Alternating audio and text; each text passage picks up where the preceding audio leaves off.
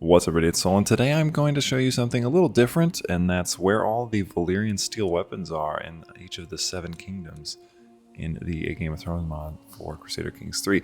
Now, as of the 0.1.9 beta, there are only 2 starts. There is only the 282, Rob's Rebellion, and then 284, which is basically everything else.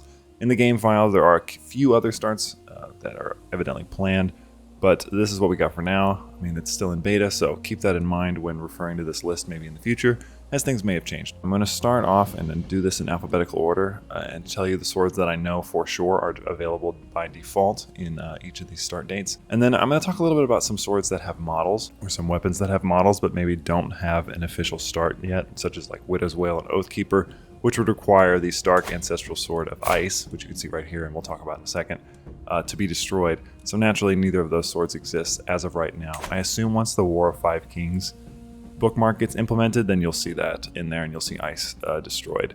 But without further ado, let's get started. I'm going to go alphabetical order with the swords again that I know are available, and then we'll move on from there. So starting off at number 1 here, we have Adder's Fang, which belongs to House Weil, currently Lord Edmund of the Stoneway. Adder's Fang is the ancestral sword borne by the head of House Weil. The ornate bastard sword, which is distinctive wavy blade, was wielded by the infamous Weil of Weil during the First Dornish War. Now, this is a sword that was added by the devs, as you know, or as some of you may know. George R.R. Martin has pretty much confirmed that there's about a couple hundred Valyrian steel weapons wandering around Westeros. In the books, we have about maybe 12 that are mentioned, not even all of them named. So the devs have decided to use a little bit of that creative imagination juice and create a couple of them for us. And I really like this one. I like the curved design. I think it's quite sinister, and I think Adder's Fang is a fun name. I'm kind of curious as to the context of the adders. Maybe something we'll be able to explain in the comments. But yeah, that's number 1 here down in Dorne. Our second sword belongs to House Vyrwell of Darkdale, and that's Dark Talon. The Vyrwells of Wyvern's Rest have wielded this great sword for generations. The silver-plated hilt is carved with a fierce wyvern, its wings spread wide. Very cool blade. Very cool for a house that has a wyvern over here in the Reach. There's actually quite a few houses in the Reach that have been giving these really sweet Valyrian weapons, so I'm excited to show you the rest of them. He doesn't seem to be wielding it, but as you can see here by the model, it's mostly just standard. It's got a pretty normal hilt, unless that's just a default image, but I don't believe it is. I believe they tried to put the model at the top, so there you go. That's what it looks like.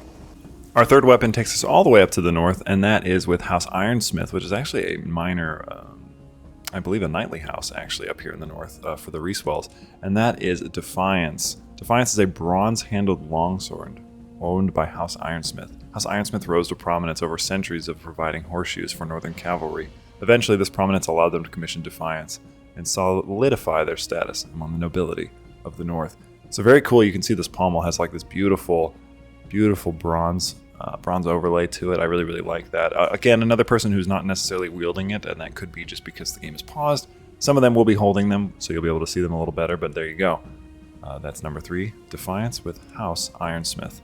Our fourth weapon is going to take us to the Riverlands, and that's with House Went and their sword, Disputant. Disputant is a short-bladed sword with a dark gold bat-shaped hilt. The blade is as black as night, hence the black bats of House Went.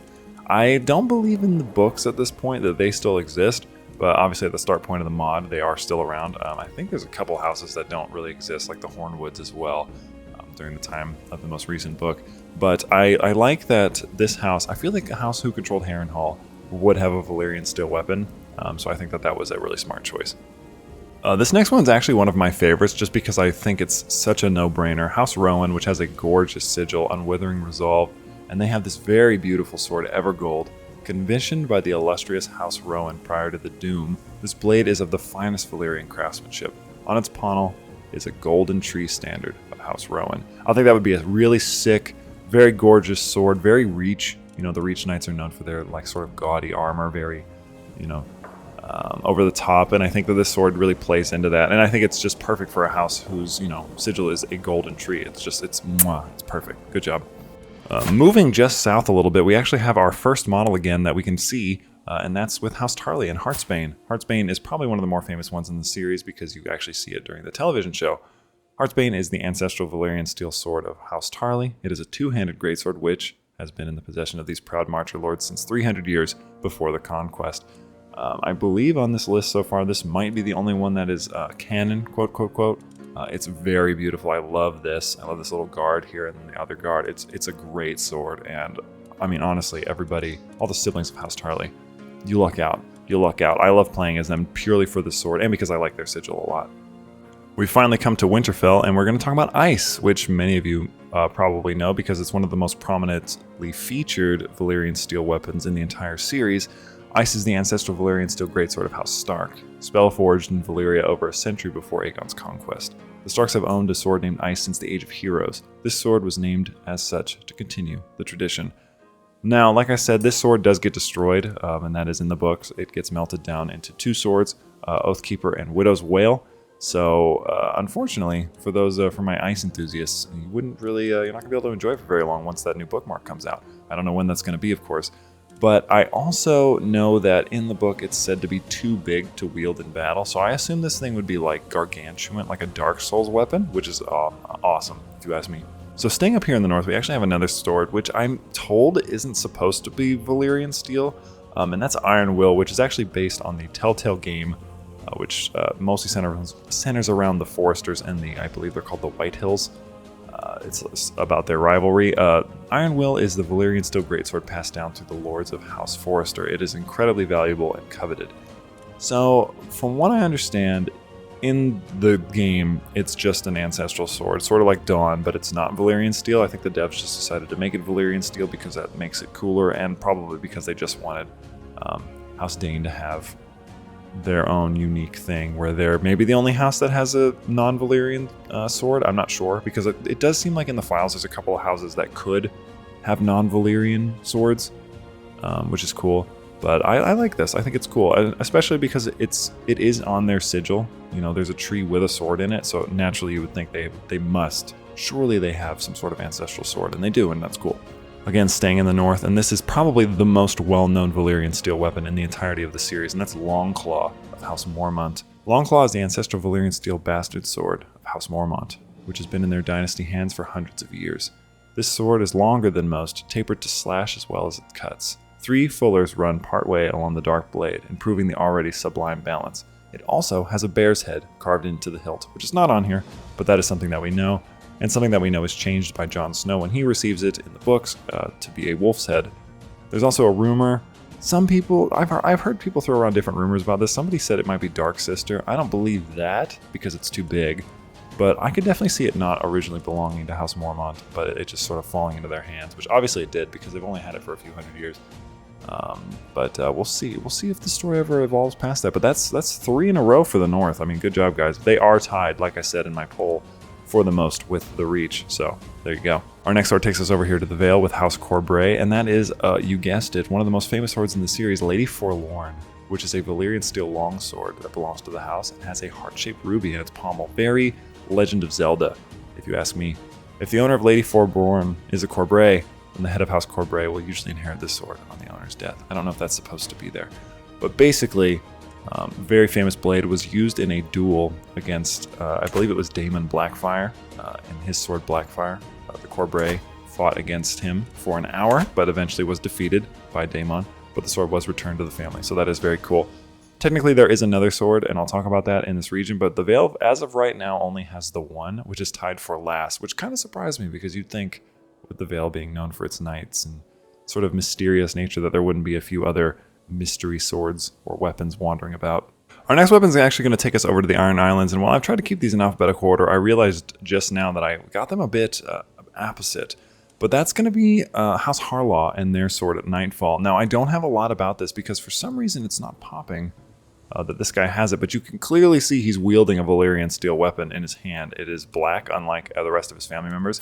He's also unlanded, which is quite interesting. So as a knight, he doesn't have anywhere to go, so maybe you could get him in your court, which would be kind of cool.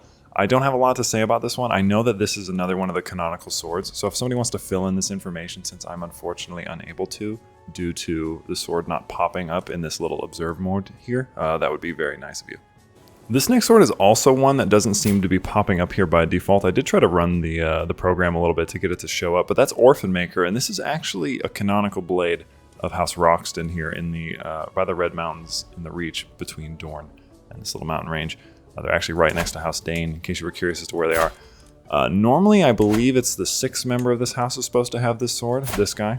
This is another sword that I don't know a whole lot about, but as you can see, he's not currently wielding it, so it might be just in his inventory and he doesn't want to show it to us. But yes, House Roxton does indeed have a Valyrian steel weapon. That's not only in this mod, but that is also in the books. So there you go, that's another one. This next house is one that people should be familiar with if they're familiar with my channel, and that's House Celtigar, which we actually played as our first AGOT series here many moons ago, it feels like now. But they have the ancestral Valyrian steel axe, Pincer, which I love the design that the devs did on this because it looks so good. Pincer is the Valyrian steel axe belonging to House Celtigar, a dark-bladed relic of their Valyrian legacy. Pincer has been born by generations of Celtigars since before the Doom. I think that naming it Pincer is just mwah. I think that it belonging to the red crab at the start of the game is just, it's so good. It is so good. It doesn't have a name in the books, but this is another one that also does exist in the lore, and I'm very happy that Celtigar has one because I think they deserve it, because crab people rule. Our very first Westerland house here is House Jast, the brightest pride, and they actually are a knightly house sworn to House Lannister, which must sting because the Lannisters lost their ancestral Valyrian sword many years ago. But House Jast has the sword Pride. The lion-crested knights from House Jast have borne this longsword since the days of the Kingdom of the Rock. The lion is a very important symbol of the entire region, hence why the Lannisters, House Rain, a bunch of houses really have used it, and I think that that's an incredibly appropriate name, and I just really like it. I don't have much to say about this one. It's a smaller house, but I think it's very cool. This next one I really wish he was holding because it's probably my favorite sword in the game, and that's Red Rain, which is a blood red longsword, but it is made with Valyrian steel.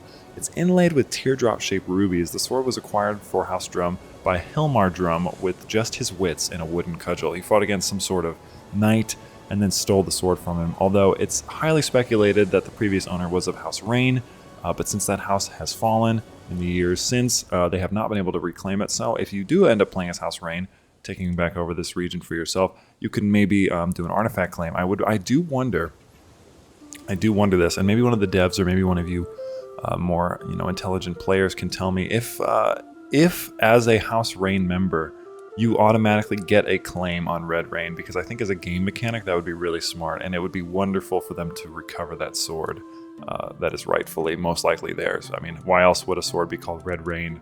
The Rains of Castamere. I think it just lines up too perfectly. So this next one is another small knightly house that takes us to the Crownlands, and that's Cargyle of the Golden Goose, and their sword Remige, which is an ancestral Valyrian steel sword held in the hands of the legendary Golden Goose, who first brought eggs to Westeros. That is amazing. I have nothing. Lapgoose is his name. You should play as this house. Don't even, everything else I've said on this list, delete it from your memory. This is it. This guy, he wins. Goose everything. And we're just going to scoot over just a hair for this next one, which is Seafoam for House Valyrian. And this one makes a lot of sense to me. I don't think this sword is canonical, but it's so cool. It is a Valyrian steel cutlass. Although personally, if it was me, and this is just a random aside before I read this, I would love for House Manderley to have a Valyrian steel trident. Devs, hint, I think that'd be sick. Anyway, back to this.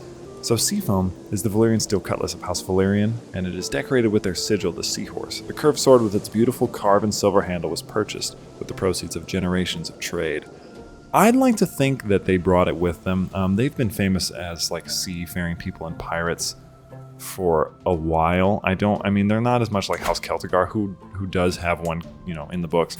I really like this one. This one's definitely up there with one of my favorites with Red Rain and Adder's Fang with that nice, beautiful curved design. It's just so good. And House Valyrian has one of the best sigils in the entire game. The seahorse on this beautiful turquoise.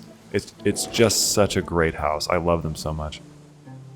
This one takes us back to the Westerlands, and that is of House Banefort's Skull Cleaver, which is such an appropriate name for this weapon for a house whose kings used to be called the Hooded Kings and supposedly practiced necromancy. This immense greatsword, which I'm assuming just means it's like maybe an executioner's blade, has been wielded by the Lords of Banefort for generations. The sword was thusly named after an Ironborn captain was slain in single combat by the Lord of House Banefort, with a stroke that passed through the raider's axe helm and skull beneath. Got chills reading that. Banefort is definitely a cool house. Welcome strangers. Ooh, those are some good words. This is a really cool house. As far as I know, they're loyal to the Lannisters, but I mean, with that sword, I'd be up to, so this guy's a fearless blackguard, but I'd be up to some shenanigans. Let me tell you what, I'd be cutting through some people. Our next one takes us to the very popular region of Duskendale of House Dark, which is a cadet branch of House Darkland, and their sword, Stalwart. This gold-tapered sword with its engrailed silver handle is a sight to behold, and has proven deadly in combat over the generations that Darklands have borne it into battle. Kings, lords, and knights from House Darkland have wielded this sword against many adversaries, and in defense of more kings than any other house. Very, very cool. I love this little checkered design that you got up there. I can't really go over it because it'll go away, but I'm pointing at it off screen, so just imagine that I'm pointing next to you, and I'm just breathing into your ear, and I'm saying, look at this sword. Look at it, it's so cool. Isn't that cool? It's kind of like the dark, you see the little dark sigil right here? See that? Kind of looks like that pommel, doesn't it? Our next house is one I didn't actually know the name of. I remember seeing the sigil because it's hard not to notice, you know, a swordfish, and I assume that the swordfish name, it just works. You know, I don't assume anything. I don't know what I'm saying. But their swordfish, which actually has a really cool design. The Bar Emmons, which is a weird name for a house of sharp point, were founded by Togarian the Terrible. An Andal warlord who carved out a petty kingdom for himself and his descendants at sword point. This gold and silver hilted bastard sword was used by later Bar Emmons to maintain control over this kingdom and is their prized possession. They have even named their fleet's flagship after the sword. That's pretty sick. Honestly, that would make a lot of sense. I don't know if this one is like canon or if it's in the lore, but I feel like that one works really well, and it just has a great little story. I like that a lot. That would be enough of a reason for me to play, although I don't love this like sort of steel knot basket looking background. Like, I'm assuming it's supposed to be a net. Not crazy about it. Swift and sharp though. That is a good house word. Whoever came up with that, it's great. Once again, this is what happens when you are reading off a sheet and you have minor dyslexia, because I ended up going out of alphabetical order again because House Surratt, which has the beautiful peacock that says I have no rival, they have a sword called Supremacy, which I think fits perfectly into that motto. The Surratts of Silverhill are a proud Andal house who purchased this ostentatious sword with the silver hewn from the lands surrounding their keep. I love the pommel on this. I assume this would be sort of like a rapier, like a quick, smaller sword, although obviously it's not like a rapier in design necessarily. But I would imagine it'd be quite thin, very elegant, sort of fitting this whole peacock, we're better than you house. I think that's really cool. This next one is actually not too far away, and that's with House Brax. I remember in the beginning of this video I was counting them, but I knew I would lose count, so I'm glad I stopped doing that. And this is a wide boy, but it kind of looks like a unicorn horn, and I think that's what the devs were going for here. House Brax's sword is known as Tranquility. This silver arming sword is encrusted with amethysts. House Brax have owned this impressive Valyrian steel sword for hundreds of years. Now, I like the amethyst thing. I love House Brax's sigil. I think that having a purple unicorn is just sick. Your region's called Hornvale. Not only that, it looks like this is a fairly important region just in general as an entry point into the realm, so being able to guard any sort of way is generally speaking a huge honor, and they must be a fairly powerful house. I don't know a whole lot about Brax, but I love this sword, and I think that's cool. This is all cool. It's cool. It's very cool. So coming back down to the Reach here, we have House Hightower, which is one of the stronger houses in the Reach anyway, but they have the Valyrian sword Vigilance, which is perfect. It has this beautiful torch inlay on the pommel that I like a lot. Vigilance is the ancestral Valyrian steel sword of House Hightower, a slim and tapered longsword decorated with golden flames and battlements, in reference to their beaconed high tower in the heart of Old Town. And if you just zoom in here, you can see what they're talking about. From what I know, and I know this is still being worked on, but Old Town is technically the largest city in Westeros. So I think that this will end up being a bigger hub for players like who are coming to the game for the first time. Once they see that the city was, in my mind, it's going to be like this. It's going to be this huge, huge area, and this tower is probably going to, to me, it would like double in size. It's supposed to be ridiculously enormous. But Vigilance is the perfect name for a house who basically holds a giant lighthouse. Good job. That's great.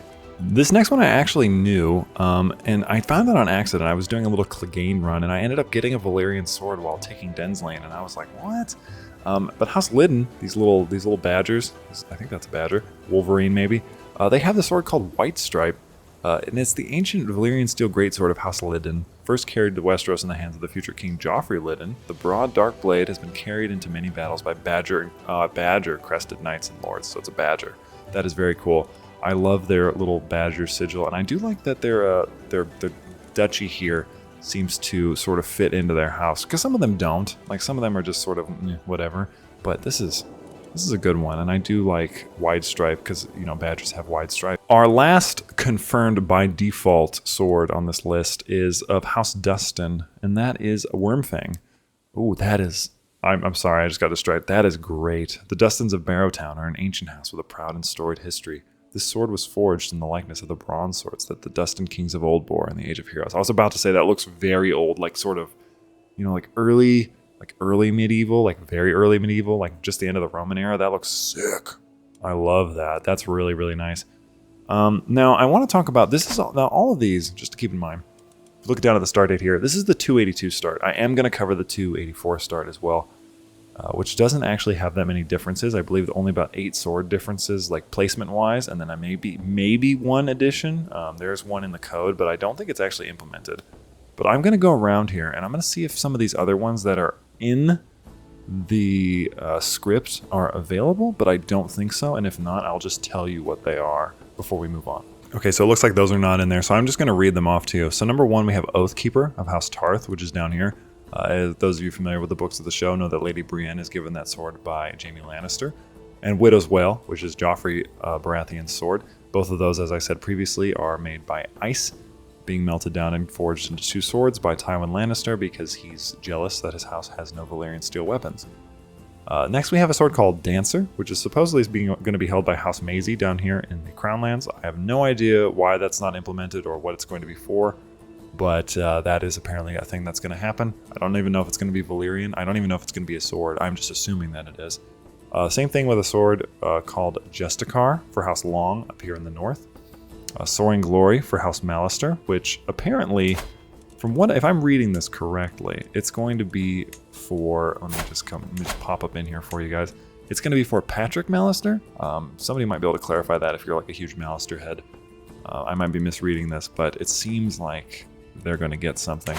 The Beevesburys are going to get a sword called Sting. Some of these might just not have models yet, which could be why they're not in the game as of 0.1.9, so just keep that in mind. But Beesbury, they're very into their bees, so I think Sting is the perfect name for a sword. The Baratheons are also supposed to have a sword called the Dagger, which I believe might be the dagger that they used to try to assassinate Bran Stark. I think that's the dagger, quote, quote, but that one doesn't even seem to have a model yet from what I can tell. I'll show you what some of these swords look like, or I'll go through all of them when I get to the end in the barbershop so you can see everything that has a model, and we can talk a little bit about the ones that maybe don't even have a script but technically have a model. We can do that then.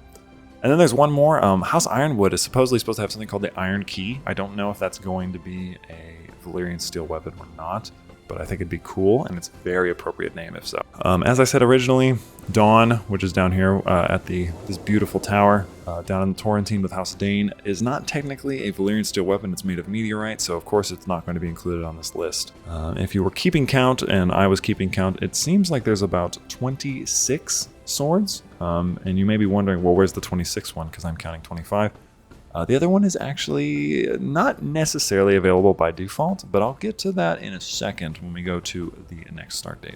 So we are here now on the 284 start date. The rebellion is over. Everything has changed. Obviously, some swords or weapons have moved placements, but not as many as you would think. It's only about 8, and one of them might not even exist, supposedly, and we're just going to come down here and confirm this right now. It might not be here, but House Wensington, which I believe is this one?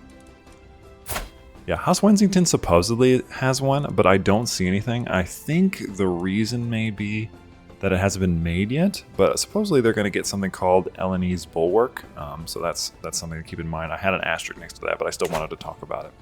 So I'm going based off of what the list says. I'm going to pop through here, and I'm not going to remember all of them, but supposedly House Forrester is the first one on this list that's supposedly changed. Iron Will has moved to a new player. I believe it was held by this guy, wasn't he? Let's see. Yeah, so he was killed by Lord Rhaegar. That makes sense. And then it passed on to his son, Lord Gregor the Good of Ironrath. I think that's a no-brainer. You already know about Iron Will. We talked about it. But there you go. In 284, it has just moved to his son, who is the current leader of the house anyway, so you would still be able to just select it, and it wouldn't be too hard to find. Lady Forlorn, however, has moved. It is no longer with the head of House Corbray. It is actually with Lyn Corbray, which many of you book readers will know who he is. You can see that he's wielding it, but this is another case where it's not popping up right away, which is kind of strange. And it's not popping up with the Liege, but you can clearly see the model right here for Lady Forlorn, so that is where it is. So Seafoam has moved. It is still with the head of House Valyrian. However, since the previous head died in an accident in 284, it is now with Lord Montfort of Driftmark, who is still Valyrian. Valyrian and Celtigar do remain in the region. So if you wanted to play as a cool Valyrian house with a sick Valyrian steel cutlass with a awesome sigil, I mean, come on. Come on. It hasn't moved. It's still with the head. It's not like it's with, it's not like the, it's not like the Corbrays where it has gone now to his sibling. So if you play as the Corbrays, you won't necessarily have the sword. So there you go. Ramige has also moved. As you can see, this guy was slain in battle in 283. So it has passed on to his son, Lord Mathos, who's just 21. He's also not holding the sword, but he's the one who is the leader here in this little area for the Cargyles, the duck, oh, I'm sorry, not duck, the Goose Boys. The Lap Goose has died, and now his son must take his place as the rightful goose of the region, the Golden Goose, with his beautiful golden goose sword, Ramige, and the goose lands of Rosby, which will be owned by gooses. And so I've taken the liberty here of loading up a save that I have, and this is our boy, John Fossoway. And I'm just going to pop into here. This is the full body barbershop, and we'll be able to see all of these weapons that I wasn't able to talk about. But first I'm going to talk about a couple that we haven't mentioned, but one of which I know for sure is available in game, and that's Blackfire, the ancestral sword of House Targaryen. Now you can technically access Blackfire, but you have to wait for Aegon Blackfire to invade. I believe this is around 299 in game. I believe that's when it pops off. The stipulation being, I think, that the Targaryens cannot be ruling, otherwise he won't invade and Blackfire won't be available. So there you go. It is the sword that I mentioned House Corbray was fighting against in that famous 1-hour duel with Daemon Blackfire. It's a very cool sword of Aegon the Conqueror, and I love the model of it. It's also gigantic, and that solid black sword with the sick dragon crossguard, wow, gorgeous. We do have a model here for Brightroar, which I think I mentioned is the ancestral sword of House Lannister. However, if anybody is aware, Brightroar was lost over in, I believe, Essos or Valyria. I cannot recall. One of the Lannisters went to actually go look for it, I believe one of Lord Tywin's brothers, and he also never returned. Although it is rumored that he is there, and he does have the sword. But as you can see, it has this huge lion's head pommel.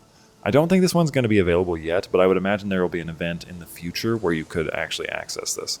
The same thing with Dark Sister, which is another Targaryen Valyrian sword, which more than likely is currently with Bloodraven up in the north, the Three-Eyed Raven. I don't believe he's in the game as of right now, so you wouldn't be able to access this.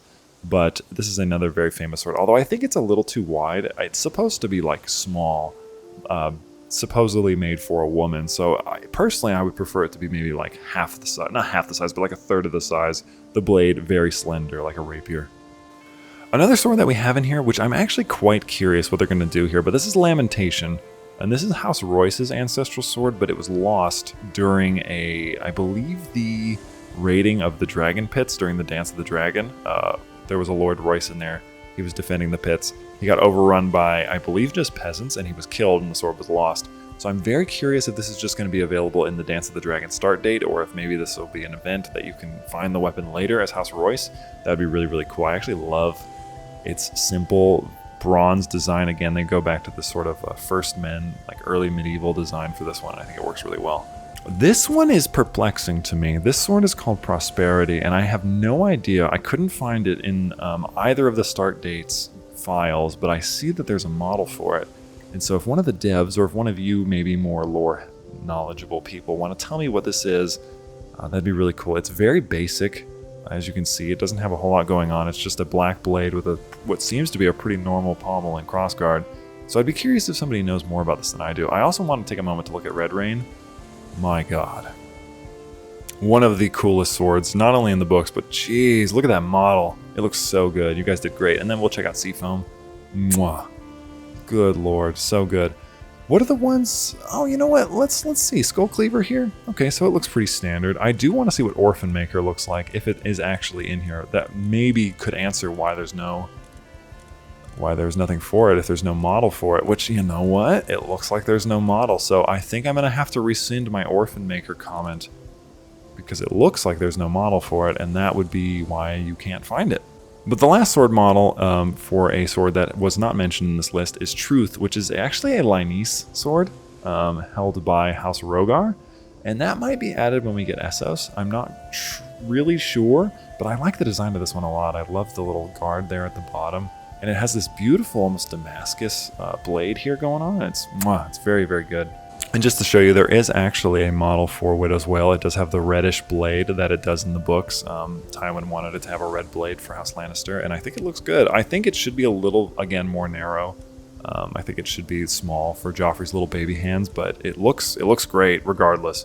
Interestingly enough, though, there is no model for Oathkeeper just yet, so that is something apparently that they're going to work on. There are also some Dragonglass items that are in the game, although you maybe can't access those just yet.